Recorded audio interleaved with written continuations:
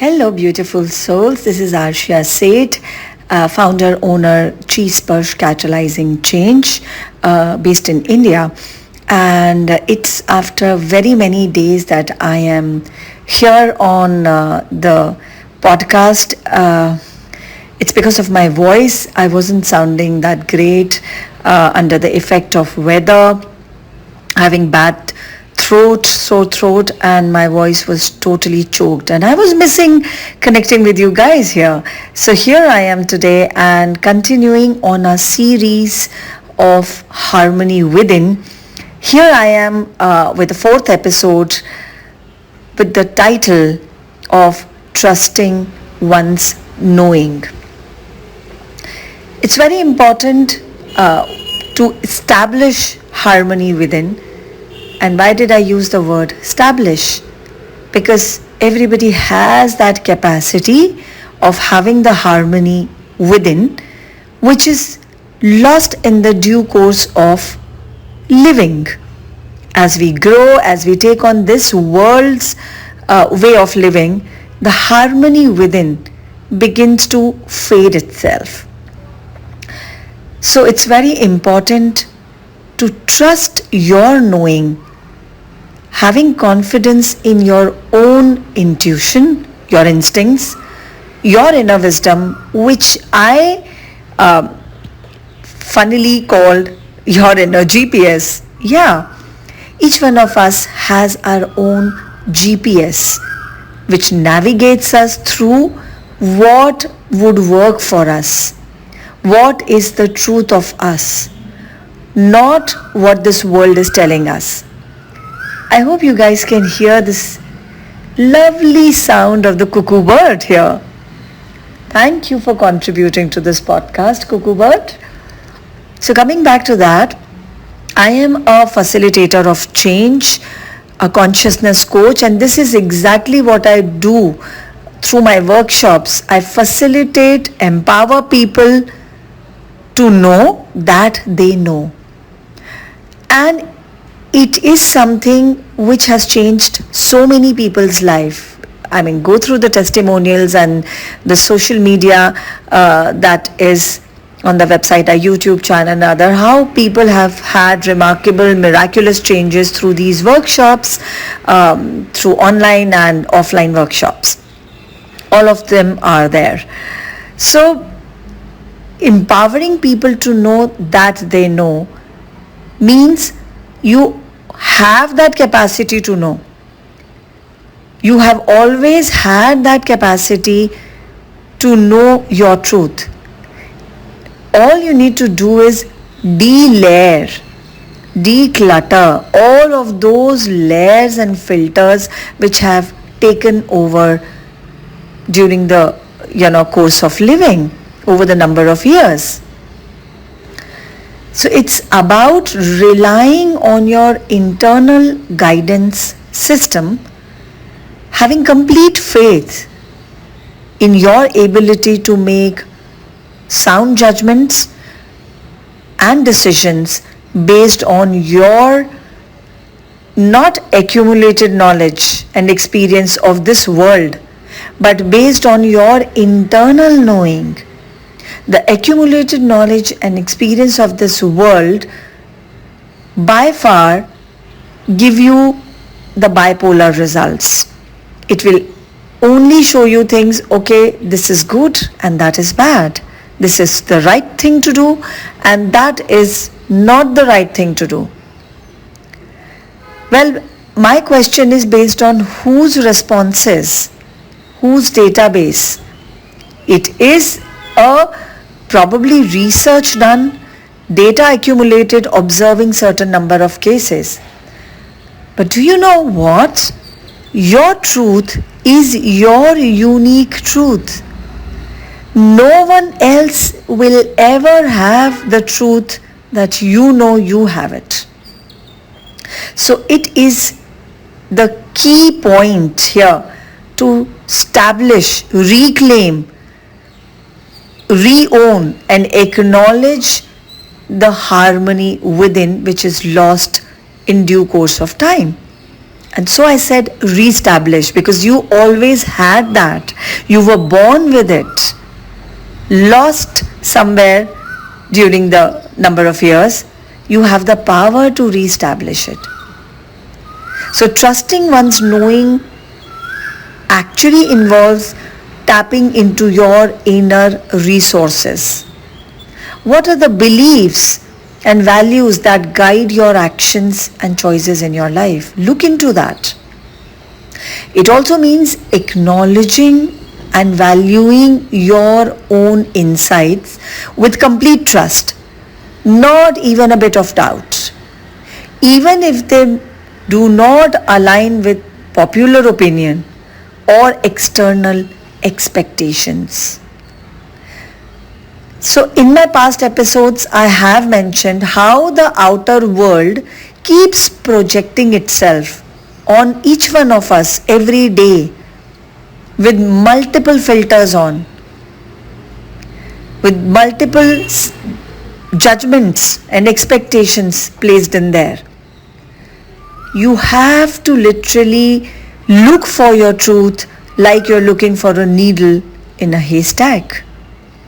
It requires immense amount of self-awareness, self-introspection, and a willingness to listen to your inner voice amidst and above all the noise and distractions of the outside world that you have around you. How can you achieve that? So here I'm going to discuss a few key aspects of trusting your knowing. I already said number 1 point, which is self-reflection. Trusting your knowing starts with understanding yourself on a deeper level. When I say understanding yourself on a deeper level, it means you have to peel off a lot of layers which have been put over you by this environment, by people around you, by family, by friends, by peer group. It involves self-reflection, introspection, and being in tune with your thoughts, which gives rise to a certain emotion, a feeling, and desires. By developing self-awareness, you can better identify and discern what feels right and authentic to you, even if it feels wrong to the rest of the world. So that's self-reflection and self-introspection for you. Secondly, accumulated knowledge. Trusting your knowing is built upon the foundation of your inner knowing without any filters, and not the accumulated knowledge and experience. Because your accumulated knowledge and experience is coming from the past. It could be many past lifetimes or even that past moment in your current life which is just gone. It means recognizing and valuing the lessons that you have learned throughout your life, whether through formal education, personal experiences, or insights gained from various sources and people. Drawing upon this knowledge allows you to make informed decisions and judgments, sure, but the ultimate decision based on your truth will be yours. So do consider all of the accumulated knowledge, for it is there for some reason. It is there that you have so many learnings based on your experiences, based on your knowing. However, do not allow it to override your intuition, your inner voice, your knowing. Thirdly, I would say intuition and gut feelings. Intuition plays a significant role in trusting your knowing. It's that gut feeling or inner sense that guides you even when logical reasoning may not provides. So, and I include all the sounds that are in the environment, and what contribution can this be to this podcast that guides you even when logical reasoning may not provide a clear answer. So intuition is often based on subconscious processing of information, patterns, stuck patterns categorically, and experiences, and can provide valuable insights and guidance. So keep that in place. Fourth point would be the authenticity and values. So trusting your knowing requires aligning your actions and choices with your authentic self and core values. It means staying true to who you are, your principles, and what matters most to you. A slight, tinge of advice here. Just do cross-check all of these principles and your core values that you are operating out of are not based on somebody else's filters, is not using somebody else's lens. Just make sure. So by honoring your values and aligning your decisions, you can build a sense of integrity and fulfillment. And that will actually show you what truly works for you or what has never worked for you so far, though you have been sticking up to this value, calling it yours. Lastly, I would say embrace the uncertainty.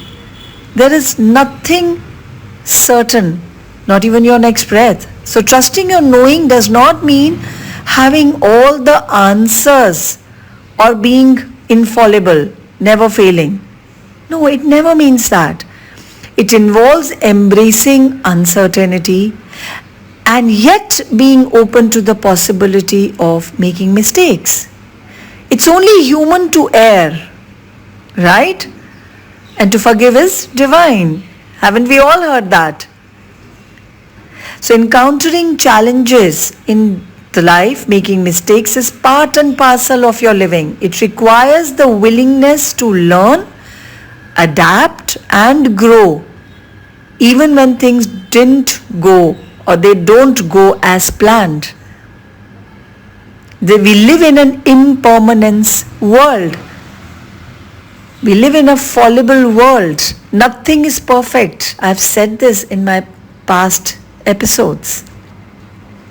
Trusting one's knowing is deeply personal process and a unique one to each. It requires immense amount of self-trust, self-confidence, self-introspection, self-reflection, and the willingness to take responsibility for your choices and their outcomes without going into the rights and wrongs of it. So it is about finding the balance between drawing upon external knowledge and insights while honoring your own internal compass. Your internal compass cannot align with external knowledge necessarily, or it may. However, look into it that your internal compass is never bending towards the weight of that external knowledge. In that case, probably you have lost the inner insight. So make sure.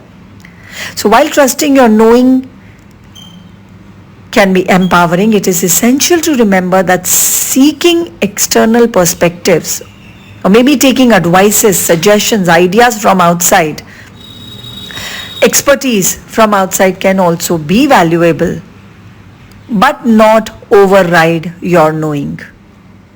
Balancing your internal knowing with external input can provide a well-rounded perspective and enhance decision-making process. So trusting your knowing is a lifelong journey, and it is achieved by you becoming more and more friendly with yourself. by eliminating and eradicating all of those judgments, those little things that you have about yourself, that self-doubt, the fear, the anger, and all of those emotions which do not allow you to be the intimate, which do not allow actually you to have the intimacy with yourself. So trusting your knowing is a lifelong journey, and a lifelong journey of self-discovery and self-trust. It requires cultivating a deep connection with yourself. And how can you achieve this deep connection? By these little practices, the two tools that I am going to be sharing with you right now. One is, whenever you are tempted to say to anything, I don't know, replace it with a statement, I don't have the information about this yet. However, I am willing to have it.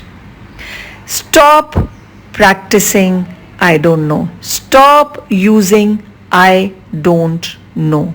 That is the first key.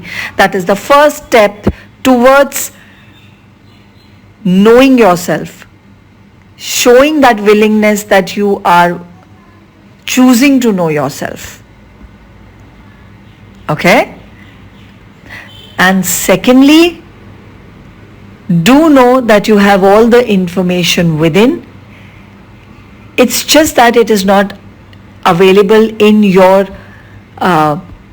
conscious awareness right now. Okay? With this, I, Arshia Seth, sign off with this 4th episode of Harmony Within. Bye-bye.